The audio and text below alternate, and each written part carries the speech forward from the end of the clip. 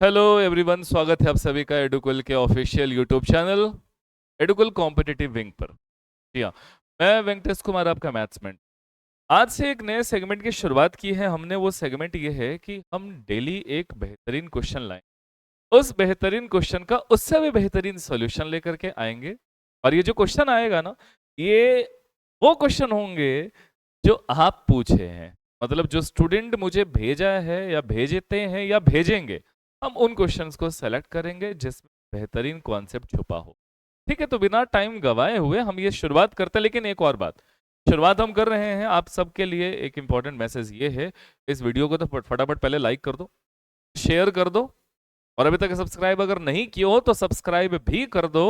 और question last तक बने रहो, क्योंकि लास्ट में तुम लोगों के लिए क्वेश्चन है। शुरू करें? क्वेश्चन देख लिया अच्छे से है? ये क्वेश्चन सीजीएल 2022 का पूछा हुआ है, टीयर 1 का सवाल। इस क्वेश्चन पे जाने के पहले कॉन्सेप्ट सिखा देता हूं मैं। नहीं, पहले इसका बेसिक मेथड में आपको बताता हूं, फिर उससे रिलेटेड नई बातें बताऊं।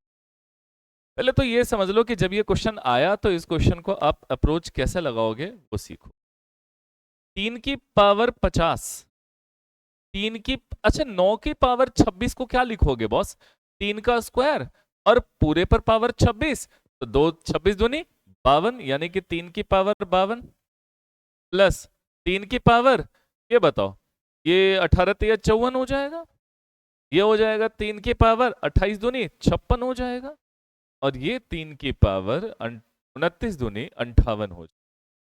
इतनी बात समझ गए होगे तो ये भी समझ में आ रहा होगा कि ऐसे सवाल में 3 की पावर 50 को हमें कॉमन लेना होता है। बचेगा 1 प्लस 3 का स्क्वायर प्लस 3 की पावर 4 प्लस 3 की पावर 8 प्लस 3 की पावर, सॉरी, ये 6 होगा और ये 8 होगा। इतनी बात समझ गए? अब इसको सॉल्व करो तो 3 की पावर 50। देखो मेरे भाई, तुम्हें वैल्यूज याद रखने पड़ेंगे, नहीं तो फटाफट कैलकुलेट करो मेरी तरह। मेरी याददाश्त कमजोर हो तो मैं क्या करता हूँ कि इसको कैलकुलेट करता हूँ। 3 का स्क्वायर तो मुझे पता है 9, 3 की पावर 4 81, ये भी पता है। 3 की पावर 6 मतलब 9 गुना, देखो ना ये 9 गुना हो रहा है ना, ये सारी वैल्यू। 3 की पावर 6 जो है वो 3 की पावर 4 का कितना गुना? 9 गुना। यानी कि इसमें 9 से गुणा कर दो तो 729 आएगा, और इसमें 729 में 9 से गुणा कर दो तो 6561 आएगा। 6561 आएगा। अब इन सब को जोड़ दो तो 3 की पावर 50, ये 1 प्लस 9 10 और 1 11, 11 9 20, 20 और 1 21 का 1 बचा 2, 6 2 8, 8 2 10, 10 8 18, 18 का 8 बचा 1। उसके बाद 5 और 7 5 12 और 1 13 का 3 और 1 बच गया 6 और 1 7, 73 81। ये आ गया 3 की पावर 50 इंटू में 73 81। ये किससे कटता है? आपके पास ऑप्शंस हैं। पहला ऑप्शन उठाते ही 11, 11 से कट रहा है, तो 11 का रूल याद रखना। 11 का रूल कहता है इसमें को घटाओ, 1 में से 8 घटाओ तो -7, और 3 में से 7 घटाओ तो -4। ये जो भी डिफरेंसेस आए हैं, दोनों डिफरेंसेस को जोड़िए।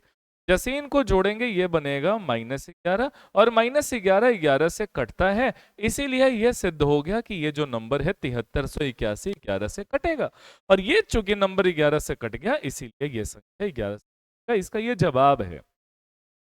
ये क्योंकि मैंने इसे थोड़ी देर पहले, इसकी वैल्यू मैंने याद कर लिया 6561, ठीक है, तभी मैंने इतना जल्दी ये कर ली। तुम्हें तो टाइम लगेगा ना। कुल मिलाकर देखा जाए तो इस सवाल को करने में अच्छा खासा लगेगा, अगर आपकी कैलकुलेशन मेरी गंदी है तब। और अगर कैलकुलेशन आपकी वाकई में अच्छी है तो आप इतने टाइम में कर लोगे जितने टाइम में मैं, ठीक है, या हो सकता है उससे जल्दी भी, बहुत जल्दी नहीं कर, है ना? तो जब ये क्वेश्चन मैंने देखा, मुझे लगा यार ऐसा सवाल आएगा तो बच्चे कैसे फिट कर, टाइम ज्यादा लगेगा, सेकंड अप्रोच हो सकता है। तो जब सेकंड अप्रोच की बात आई तो मैंने सोचा कि चलो ठीक है, हम एक ट्राई तो करके देखते हैं, बना बना नहीं बना तो भी कोई गम नहीं, बट ट्राई तो करेंगे। मैंने ये सोचा कि 3 की पावर 50 प्लस 3 की पावर 52 दो दो के गैप पे चल रहा है बॉस। 3 की पावर 54, 3 की पावर 56 और 3 की पावर 58। अब यहां से 3 ले लेंगे कॉमन, तो बचा, सॉरी 3 की पावर 50 कॉमन लेंगे तो बचा 1 प्लस 3 का स्क्वायर प्लस 3 की पावर 4 प्लस 3 की पावर 6 प्लस 3 की पावर 8, यही बचा ना। अब मुझे पता, मैं देखो इसको नहीं सॉल्व करने वाला यहाँ से, तो मुझे पता है इसमें इसमें हाथ लगाया तो ज़्यादा महंगा पड़ जाएगा, और ये जो चूंकि छोटा था तो चलो हाथ लगा सकता हूँ यहाँ से लेकर यहाँ तक, लेकिन इसमें महंगा पड़ जाएगा ना, तो मैंने नहीं सोचा। फिर मैंने ये सोचा कि अभी इसमें पहले तो जोड़ो, जोड़ने के बाद एक एक करके डिवाइड दे करके देखो, यही तरीका था ना अभी थोड़ी देर पहले। वो तो शुक्र मनाओ कि पहला ऑप्शन हिट कर गया, तो इसलिए हमें मेहनत ज्यादा करने की जरूरत नहीं पड़ी। कभी कभी एग्जामिनर ना दया कर देता है हमारे ऊपर, दया ये करता है कि जो पहला ही ऑप्शन होता है कभी कभी वही आंसर हो जाता है ऐसे लेंदी सवालों में। ठीक है, खैर चलो। अब इसका अप्रोच ये मैं लगा रहा हूं, ध्यान से सुन। अप्रोच ये है बॉस कि मैं जोड़ूंगा नहीं, मैं डायरेक्ट यहां से डिवाइड करना शुरू कर दूंगा। पहला ऑप्शन उठाता हूं 11, 11 से डिवाइड देता हूं। जब मैं 11 से डिवाइड देता हूं, मैं दूसरा मार्कर यूज कर लेता हूं। 11 से डिवाइड देता हूं 1 को, तो रिमाइंडर तो 1 ही आएगा। 11 से जब 9 को डिवाइड करो तो रिमाइंडर आता है -2। तुमने अगर रिमाइंडर थ्योरम पढ़े हो तो समझ में आ रहा होगा, नहीं तो तुम 9 ही मान लो। जब यहां डिवाइड दिया तो -2 आया, तो यहां डिवाइड दोगे तो प्लस का 2 आएगा, -2 का स्क्वायर यानी कि 4 आएगा। तो इसको डिवाइड दोगे 11 से तो रिमाइंडर 4 आएगा। 81 है ना, 81 को 11 से भाग दो 4 आएगा, बिल्कुल आएगा। 77 कटेगा 4 बचेगा। अच्छा मेरे भाई, यहां जब डिवाइड करने की बारी आई तो मैंने ये सोचा कि ठीक है, इसका ये क्यूब है, -2 का क्यूब, और -2 का क्यूब बोले तो कितना, 8। -2 का, ये देखो ना ऐसे ऐसे, 3 का स्क्वायर और यहां 3 की पावर 6 है तो क्यूब ही तो है, इसका होल क्यूब कर देंगे तो ये मिलेगा। तो -2 का क्यूब करेंगे तो -8 मिल जाएगा। ठीक, और यहां जब डिवाइड आप करोगे तो देखो, इसको डिवाइड जब आपने किया तब रिमाइंडर क्या आएगा कि ये इसका स्क्वायर है। 3 की पावर 4 का जब आप स्क्वायर करोगे तो 3 की पावर 8 मिलता है, यानी कि 4 का स्क्वायर 16, और 16 को जब 11 से भाग दोगे तो शेष कितना आएगा, 5 आएगा। अब चलो सबको जोड़ दो, जैसे ही सबको जोड़ोगे तो -2 -8, ये हो गया कितना, -10, -10, और यहां पर 1 बचा था, सबको जोड़ दो तो कुल मिलाकर के 0 आया। तभी रिमाइंडर का सम कितना आ रहा है, 0 आ रहा है। अगर रिमाइंडर का सम 0 आ गया, इसका मतलब है कि ये नंबर 11 से कट गया। क्या तुम्हें मेरी बात समझ में आई? ये काम चूंकि मुझे समझाना पड़ा इसलिए मुझे वक्त लग गया, आप इस पर अगर प्रैक्टिस कर लोगे फटाफट बन जाएगा। देखो क्या हुआ, पहले 1 को भाग दिया तो 1, फिर इसको 9 को भाग दिया तो -2, फिर 3 की पावर 4 जो है वो इसका स्क्वायर है, 3 की पावर 2 का स्क्वायर करोगे तब ना 3 की पावर 4 आएगा, और इसका स्क्वायर करोगे, -2 का स्क्वायर करोगे तो 4 आएगा है।